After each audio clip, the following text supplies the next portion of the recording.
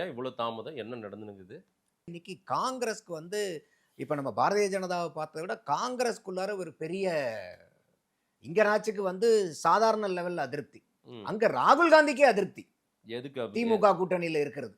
அப்படியெல்லாம் எங்கேயும் அவர் வெளிப்படுத்தலையே. இன்னைக்கு வரைக்கும் எங்கேயாவது திமுக கூட்டணியில நல்ல சுமூக கூட்டணி வந்துருச்சு ம். அப்படின்னு சொல்லிட்டு இந்த கூட்டணிக்கு வாழ்த்துக்கள் எங்கேயாவது ட்வீட் போட்டிருக்காரு இது வரைக்கும்? திமுக நிர்வாகிகளும் கேடர்ஸும் என்ன சொல்றாங்கன்னா, இல்ல அவரு காங்கிரஸ் அவர் இங்க பிரச்சாரத்துக்கும் வர தேவையில்ல. அவர் வாழ்த்துன்னு சொல்ல தேவையில்ல. அதெல்லாம் நடக்காம இருந்தாவே நல்லது நடந்துரும் அப்ப அப்படின்றாங்க. அப்ப அதுதான் நான் சொல்ல வரேன். எவ்வளவு அதிருப்தி இருக்கு பாத்தீங்களான்னு இல்ல கேக்குறேன். ராகுல் வந்து பிரச்சாரம் பண்ணி தான் திமுக ஓட்டு வாங்கணுமா என்ன? என்ன சார் பேசுறீங்க? அப்புறம் ஏங்க 28 சீட்டு கொடுத்து இழுத்து பிடிச்சிங்க? அப்ப கனிமொழி அம்மையார் ராகுல் காந்தி வீட்டுக்கு போனாங்களா? யார் வீட்டுக்கு போனாங்க ம். இந்த கூட்டணி பேசுறதுக்கு?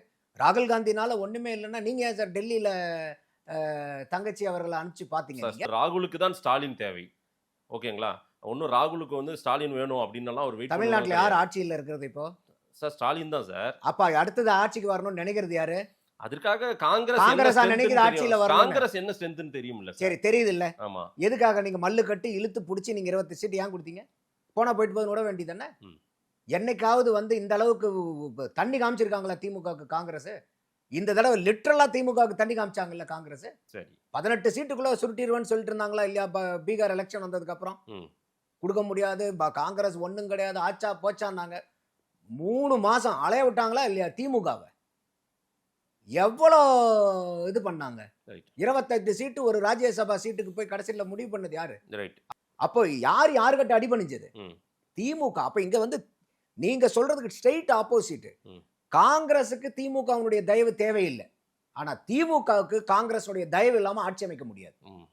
அப்படி இருந்தா நீங்க தைரியமா விட்டுருக்கணும். காங்கிரஸ் அவங்க டிவிக்கே கூட போறோம் தானே சொல்லிக்கிட்டே இருந்தாங்க. இப்ப இது என்னன்னா, இது வந்து ஒரு பொருந்தா கல்யாணம்னு சொல்லுவாங்க பாருங்க. பிடிக்காத பொண்ணு மாப்பிள்ளைய கல்யாணம் பண்ணி வச்ச மாதிரி பெருகுது திமுக கூட்டணி. இந்த தடவை வந்து ரொம்ப ரிஸ்க் காங்கிரஸ்க்கு. ஏன்னா திமுகவுடைய ஓட்டு காங்கிரஸ்க்கே டிரான்ஸ்பர் ஆகாது. காங்கிரஸ்காரங்க ஓட்டுக்கு திமுகவுக்கு டிரான்ஸ்பர் ஆகாது. அதே மாதிரி தேசிய திராவிட முன்னேற்ற கழகம் எங்க நிக்குது, எந்த கூட்டணி கட்சியும் அவங்களுக்கு டிரான்ஸ்பர் ஆகாது. மேபி திமுக கூட்டணி கட்சி திமுக கட்சிக்கு டிரான்ஸ்பர் ஆகிறதே கஷ்டம். அப்போ இவ்வளவு நாளா வந்து திமுக வந்து எது வந்து தன்னுடைய பெரிய பலம்னு சொல்லிட்டு இருந்தாங்க? கூட்டணி கூட்டணி கூட்டணி பாருங்க நாங்க இன்டாக்டா வச்சுக்கிறோம், காலையில பல்லு விளக்குற மாதிரி டெய்லி சொல்லிட்டு இருந்தாங்க. இன்னைக்கு வந்து எது வந்து அவங்க பலன்னு சொன்னாங்களோ திமுக அதே இன்னைக்கு பெரிய பலகீனமா மாறி இருக்கு.